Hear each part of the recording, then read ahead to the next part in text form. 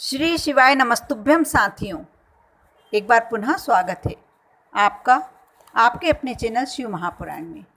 इस वर्ष श्री महालक्ष्मी व्रत का प्रारंभ जो प्रत्येक वर्ष भादो माह की शुक्ल पक्ष की अष्टमी तिथि से प्रारंभ होता है और 16 दिन तक चलता है।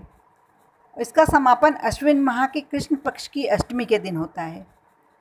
वह 13 सितंबर से शुरू हो चुका है और समापन दिवस उसका 28 सितंबर या कहीं कहीं 29 सितंबर को भी मनाया जा रहा है। महालक्ष्मी व्रत करने से, साथ ही पूजन करने से महालक्ष्मी अपार धन संपत्ति और खुशहाल जीवन का वरदान देती है। शास्त्रों के अनुसार इस व्रत का विशेष महत्व होता है। महालक्ष्मी व्रत रखने से महालक्ष्मी की कृपा से सारी मनोकामनाएं पूर्ण हो जाती हैं। यदि आपके यहाँ ये पूजन नहीं किया जाता हो, क्योंकि कहीं कहीं ये पूजन नहीं भी किया जाता है, तो यदि आप महालक्ष्मी की कथा सुनते हैं या नीचे बताए गए उपाय करते हैं तो आपको पूर्ण फल की प्राप्ति होती है। ऐसी कोई भी मनोकामना नहीं होती जो आपकी पूर्ण नहीं हो, ऐसी मान्यता है। आप यह कथा अवश्य सुनें और दूसरे को भी अवश्य सुनाएं। एक गांव में कथा इस प्रकार है। एक गांव में एक गरीब ब्राह्मण रहता था। वह हर दिन, प्रत्येक दिन विधि पूर्वक भगवान विष्णु श्री हरि की पूजन आराधना करता था। एक दिन उसकी भक्ति से प्रसन्न होकर श्री हरि भगवान विष्णु ने उसे दर्शन दिए और ब्राह्मण देवता से कहा कि मांगिए, आप क्या मांगना चाहते हैं, आप क्यों मेरी भक्ति कर रहे हैं, आप वरदान मांगिए। तब ब्राह्मण देवता ने उसके घर में लक्ष्मी जी का निवास होने की इच्छा जाहिर कहा, हे विष्णु भगवान, हे श्री हरि, आप माँ लक्ष्मी को मेरे यहाँ सदा के लिए विराजित कर दीजिए। तब भगवान विष्णु ने ब्राह्मण को लक्ष्मी की प्राप्ति का मार्ग बताया। भगवान विष्णु ने ब्राह्मण देवता को समझाया कि मंदिर के सामने एक स्त्री आती है और वह वहाँ आकर उपले थापती है। तुम उसे अपने घर आने का आमंत्रण देना, वह साक्षात लक्ष्मी है। भगवान विष्णु ने ब्राह्मण से कहा, जब माँ लक्ष्मी स्वयं तुम्हारे घर पधारेगी तो घर धन्य धान्य से स्वयं ही भर जाएगा। यह कहकर विष्णु भगवान अंतर्धान हो गए। ब्राह्मण रात भर इसी सोच में रहा कि मैं सुबह माँ लक्ष्मी से मिलकर उनको हमेशा के लिए अपने घर में विराजित होने के लिए आमंत्रण दे दूंगा, निमंत्रण दे दूंगा। अगले दिन ब्राह्मण देवता सुबह सुबह ही मंदिर के पास जाके बैठ गए और जब माँ लक्ष्मी उपले थापने के लिए आई तो ब्राह्मण ने उनसे घर आने का निवेदन किया, उन्हें निमंत्रित किया कि आप मेरे घर आइए। ब्राह्मण की बात सुनकर माता लक्ष्मी मन ही मन समझ गई कि ये जरूर श्री हरि ने ब्राह्मण देवता को समझाया है और ब्राह्मण देवता विष्णु जी के कहने पर ही लक्ष्मी जी को अपने घर आने का आमंत्रण दे रहे हैं। लक्ष्मी जी ने ब्राह्मण से कहा, मैं तुम्हारे साथ अवश्य चलूँगी, लेकिन तुम्हें पूरी विधि विधान से महालक्ष्मी का पूजन करना होगा। यदि विधि विधान से पूजन नहीं कर पाओ तो इस कथा का श्रवण करना होगा, दूसरों को भी सुनाना होगा।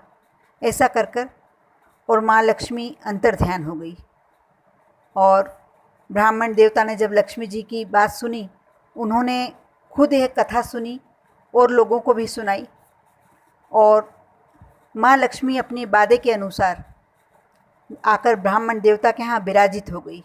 तब से ब्राह्मण देवता के यहाँ किसी भी बात की कोई कमी नहीं रही। घर धन्य धान से, सुख समृद्धि से भर गया और तब से महालक्ष्मी जी की कथा, यह कथा जो भी श्रद्धा से सुनता है, माँ लक्ष्मी उसके यहाँ स्थिर निवास होकर रहने लगती है। महालक्ष्मी पूजन 28 सितंबर के दिन पड़ रहा है। आप भी इस कथा को श्रवण करें, साथ ही अपने आसपास के सभी लोगों को ये कथा का श्रवण कराएं और जो ये उपाय नीचे बताए जा रहे हैं इनको भी अवश्य करें। इसके लिए पहला उपाय माँ लक्ष्मी जी को खुश करने के लिए बताया गया है कि माँ लक्ष्मी को कमल का फूल या लाल गुलाब का फूल बहुत प्रिय होता है। इसलिए आप 28 सितंबर को, जिस दिन महालक्ष्मी व्रत है, आप शाम के समय माँ को, माँ लक्ष्मी की प्रतिमा पर या आपके यहाँ माँ लक्ष्मी की फ़ोटो है या किसी मंदिर में गुलाब का फूल या कमल का फूल ज़रूर समर्पित करें। आप पर माँ लक्ष्मी की कृपा होगी। साथ ही 28 सितंबर को आप शुभ मुहूर्त में श्री यंत्र की पूजन करके अपने घर श्री यंत्र को अवश्य स्थापित करें, क्योंकि धार्मिक मान्यताओं के अनुसार श्री यंत्र स्वयं माँ लक्ष्मी का स्वरूप होता है। श्री यंत्र को धन वृद्धि और समृद्धि कारक माना जाता है। इस दिन यदि आप महालक्ष्मी की हाथी पर विराजित मूर्ति नहीं भी ला पाते हैं या उनका पूजन नहीं भी कर पाते हैं तो भी कोई बात नहीं। आप आपके पास यदि पुराने चांदी के सिक्के रखे हों तो आप उन चांदी के सिक्कों को चौकी पर लाल कपड़ा बिछाकर और उस चांदी के सिक्कों की हल्दी और केसर से यदि पूजन करते हैं तो वो भी माँ लक्ष्मी का स्वरूप ही है। पूजन के बाद इन सिक्कों को उठाकर आप तिजोरी या जहाँ आपका रुपया पैसा रखते हैं आप वहाँ रख दें। इससे आपके घर लक्ष्मी सदा के लिए विराजने लगेगी। साथ ही 28 सितंबर को एक कार्य आप अवश्य करें। शुद्ध घी का चौमुखी दीपक आप शाम को जब प्रदोष काल चल रहा हो उस समय अपने मुख्य द्वार पर सीधे हाथ की तरफ अवश्य प्रज्वलित करें। माँ लक्ष्मी जो उस दिन विशेषकर महालक्ष्मी पूजन के दिन शाम को विचरण करती है, देखती है कि कौन भक्त दीपक लगाकर उसकी बाट जोह रहा है। जिस घर का मुख्य द्वार साफ सुथरा हो, दीपक से सुशोभित हो रहा हो, माँ लक्ष्मी उस घर में हमेशा के लिए प्रवेश कर जाती है। कहीं कहीं तो इस दिन जैसे साउथ में या जहाँ ये महालक्ष्मी पूजन बड़ी ज़ोर शोर से मनाया जाता है, वहाँ इस दिन घर के मुख्य दरवाजे पर रंगोली बनाने का रिवाज भी होता है। गाय के गोबर से लीपकर मुख्य द्वार पर सुंदर रंगोली बनाकर वो गाय के शुद्ध घी का दीपक लगाया जाता है। ऐसी मान्यता है इस बारे में कि जो ये उपाय कर लेता है उसको जीवन में कभी भी धन की कमी नहीं होती। हिंदू धर्म में श्राद्ध पक्ष में कोई भी शुभ कार्य नहीं किया जाता है, लेकिन महालक्ष्मी पूजन के दिन मतलब श्राद्ध पक्ष की जो अष्टमी होती है उस दिन ही महालक्ष्मी का पूजन होता है। तो उस दिन ऐसा माना जाता है कि यदि आभूषण की खरीदारी की जाए तो बहुत ही उत्तम फलदायक होता है, क्योंकि इस दिन को श्राद्ध पक्ष से अलग विचार कर महालक्ष्मी को समर्पित माना जाता है।